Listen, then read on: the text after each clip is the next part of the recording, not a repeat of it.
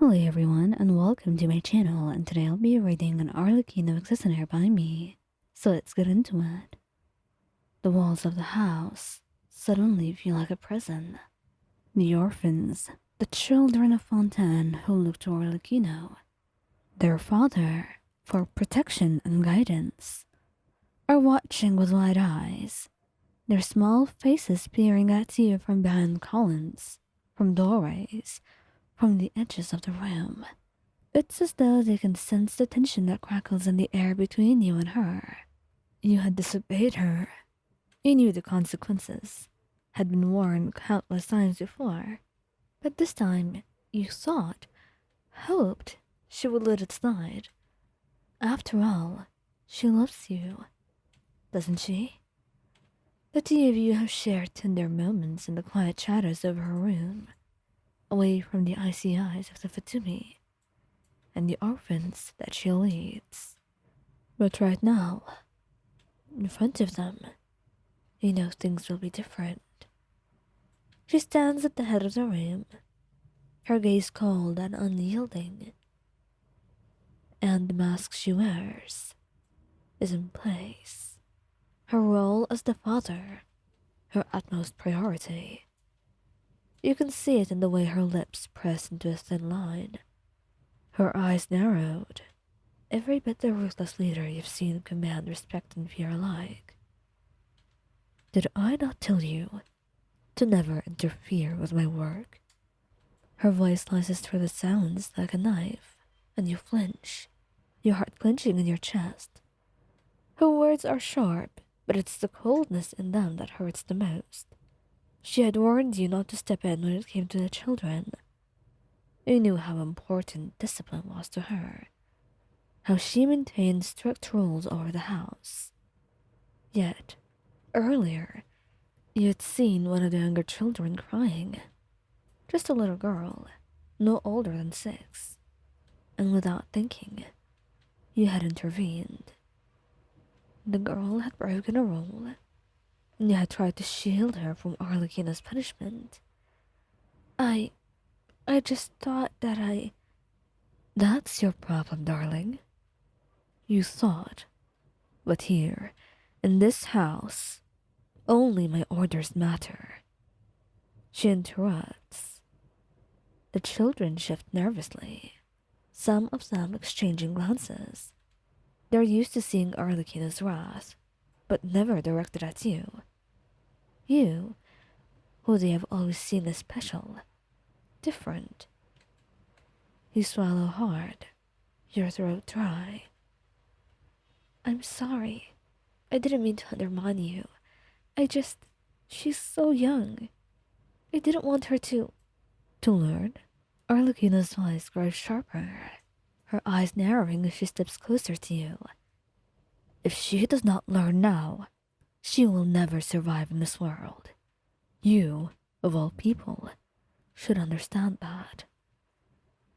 You want to argue, want to tell her that there is a difference between teaching and cruelty, but the words die on your throat as you see the flicker of hesitation in her gaze.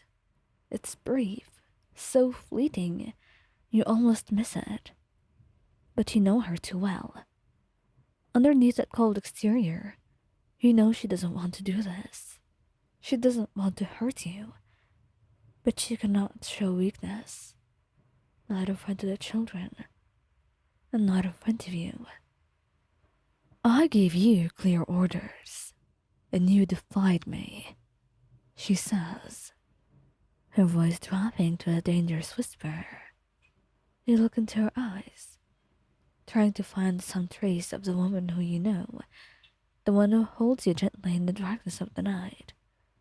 But all you can see now is the knave, the father, and the titles weigh heavily between you. Arlecchino raises her hand, and your heart races. The children watch with bated breath, their eyes wide and fearful. You know what's coming. You brace yourself, and her hand strikes your cheek, a stinging blow that makes your vision blur for a moment. The sharp sound echoes in the room, and you can feel the weight of every child's eyes on you. The pain is not unbearable, but the humiliation, the betrayal, feels like a dagger twisting in your chest. She lowers her hand slowly, and for a split second, her expression softens. It is so brief, you almost think you imagined it. But then, she turns away from you, her voice cold and emotionless. Let this be a lesson to everyone. No one is above the rules, not even those that I care for. She declares, her back to you, and the children nod, some still trembling, but they get the message. You, however, feel like you're drowning. She didn't want to do it. You know that, but it doesn't make it hurt any less. You raise a hand to your cheek, feeling the warmth of her strike, and blink back the tears threatening to spill. You can't cry. Not here, and not in front of her. And after a tense silence, the children begin to disperse, whispering amongst themselves, casting glances at you as they retreat to their rooms. And once everyone's gone, the silence takes the hold once more. Arlecchino does not move for a long time, but then she turns, and you can see the regret in her eyes. I had no choice. You didn't leave any for me. I know, you murmur, though the ache in your chest remains. But it still hurts that you did this. She steps closer, her fingers brushing against your cheek, the same one she struck moments ago. I cannot show weakness. Not here. Not in front of them. If I did, everything I've built would crumble in a matter of days. I understand, but I wish you didn't have to. Her breath hitches, and for a moment, you see the vulnerability in her eyes, the weight of the decisions she has to make every day. She leans in, pressing a soft kiss to her temple, and you close your eyes, letting her hold you, just for a moment.